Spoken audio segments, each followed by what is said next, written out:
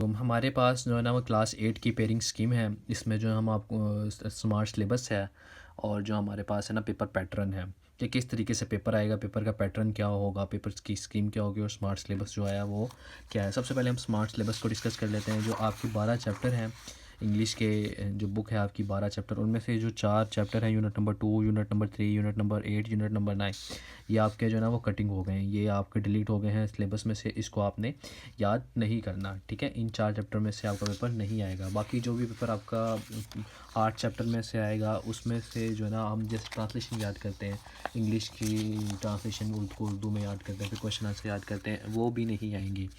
सिर्फ आपकी question number 1 से लेके क्वेश्चन नंबर 40 तक आपके जो है ना वो पहले हिस्से में 1 से लेके 40 तक आपकी MCQs आएगी, जो कि आपके ग्रामर में से पूछी जाएगी। चैप्टर के पीछे आपकी ग्रामर है, जो चैप्टर के पीछे आपकी एक्सरसाइज है, वो उस एक्सरसाइज में से आपसे 40 क्वेश्चन जो है ना वो पूछे जाएंगे और हर क्वेश्चन का एक नंबर होगा।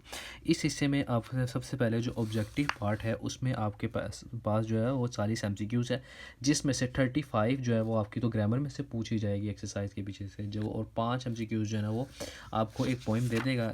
जैसे एग्जाम्पल के तौर पर एक पोइम का स्टेंजा देगा आपको, ये पोइम का स्टेंजा देगा, इसको इस तरीके से एक स्टेंजा देगा, इसको पढ़ के आपने जो है ना वो नीचे क्वेश्चन के आंसर देने होंगे। उससे पीछे नीचे आपसे वो पूछेगा इस तरह के MCQs, वो 5 बना के आपसे पूछेगा और इधर एक स्टैंजा दे देगा, इसको पढ़ के आपने उसके आंसर देने होंगे। तो इस तरीके से ये आपके 40 जो MCQs हो जाएंगे। उसके बाद हमारे पास पार्ट बी है सब्जेक्टिव का। जो क्वेश्चन नंबर 1 है, यानी कि क्वेश्चन नंबर 41 और क्वेश्चन नंबर 42, ये दोनों 30 नंबर के होंगे। क्वेश्चन नंबर 41 16 नंबर का होगा और क्वेश्चन नंबर 42 14 नंबर का होगा। क्वेश्चन नंबर 41 में हम आपसे जो है ना वो कंप्रेंशन पूछेगा, कंप्रेंशन पैराग्राफ, यानी कि एक पैराग्राफ दे देगा, उसको पढ़ के जो है ना वो नीचे क्वेश्चन दिए होंगे, आपने उसके आंसर लगाने होंगे, ठीक है। देखें जैसे एग्जाम्पल के तौर पर मैं आपको दिखाता हूँ, ये पैराग्राफ इस तरीके से दे देगा, यानी कि एक स्टोरी दे देगा, इस स्टोरी को पढ़ के आपने जो है ना वो नीचे क्वेश्चन देने होंगे। आसान सी स्टोरी कोई देगा, ये भी आसान सी दी हुई है, इसको पढ़ के आपने जो है ना वो नीचे आंसर देने होंगे क्वेश्चन के। और ये क्वेश्चन के भी 3 सेट होंगे, एक जो है वो set number 1, set number 2, set number 3। Set number 1 आपके 4 क्वेश्चन पे होगा, सेट नंबर 1 4 क्वेश्चन पे, 1 2 3 और ये 4।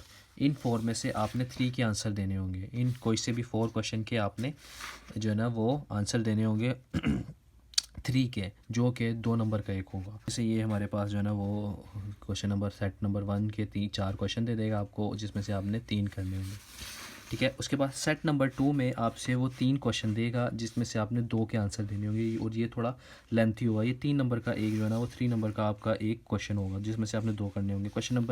सेट नंबर 3 में वो आपको 2 क्वेश्चन दे देगा, जिसमें से आपने वो एक क्वेश्चन जो है ना वो लाजमी अटैम्प्ट करना होगा, जो कि अकेला 4 नंबर का होगा। इसमें ज़्यादातर वो आपसे जो है ना वो स्टोरी का टाइटल पूछ लेगा, या स्टोरी का आपसे जो है ना वो लेसन पूछ लेगा कि इस स्टोरी से आपको क्या सबक मिलता है, या इस स्टोरी का टाइटल क्या होना चाहिए। तो इस तरीके से वो आपको 2 क्वेश्चन से पूछ लेगा। उसके बाद आपके पास जो क्वेश्चन नंबर 42 होगा, वो प्रूफ रीडिंग एंड एडिटिंग पे होगा, यानी कि आपको एक छोटा सा एक पैराग्राफ दे देंगे और उसमें जो वो गलतियाँ होंगी और आपने उसको पढ़ के जो है ना वो गलतियों को ठीक करना होगा। वो मैं आपको वो भी दिखा देता हूँ। ये देखें, ये एग्जाम्पल के तौर पर एक पैराग्राफ है ये वाला, इसको पढ़ के आपने जो इसके अंदर से गलतियाँ होंगी वो रीराइट करके आपने नीचे लिखनी होगी, और ये 14 नंबर का होगा। इसमें से कुछ गलतियाँ जो है वो 1 नंबर की होंगी और कुछ गलती जो है ना वो 2 नंबर की होंगी, ठीक है। इस तरीके से आपने जो है ना वो इसको ये वाला भी हिस्सा आपने सोल्व करना होगा। उसके बाद हमारे पास जो है ना वो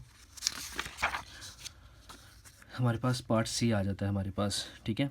अब ये 43 है हमारे पास। इस सेक्शन में आपके पास या तो आपको डायलॉग देगा या एक पैराग्राफ दे देगा, जिसमें आपने जो है ना वो समराइज़ करके लिखनी होगी, ठीक है। एक पैराग्राफ दे देगा, उसको आपने जो है ना वो समरी के तौर पर लिखना होगा कि इस पैराग्राफ में से आपको क्या समझ लगी है, या फिर वो आपको डायलॉग दे देगा, एक डायलॉग दे देगा, उसके ऊपर आपको कहेगा कि इसका जो है ना वो डायलॉग लिखें। जैसे एग्जाम्पल के तौर पर मैं आपको दिखाता हूँ, ये देखें, write a dialogue of 10 line between a student and teacher about road safety, ठीक है। ये आपको एक जो है ना इस तरीके से आपको डायलॉग दे देगा जो 10 नंबर का होगा, आपने ये लिखना होगा, या आपको इस तरीके से एक पैराग्राफ देगा, इस तरीके से एक पैराग्राफ दे देगा कोई सा भी, ये देखें, और आपको इस इधर कह देगा कि अपने लफ्ज़ों में जो है ना वो आप इसकी समरी लिखें, अपने लफ्ज़ों में इसको करके आप जो है ना वो समरी लिखें। 43 इस पे हो जाएगा।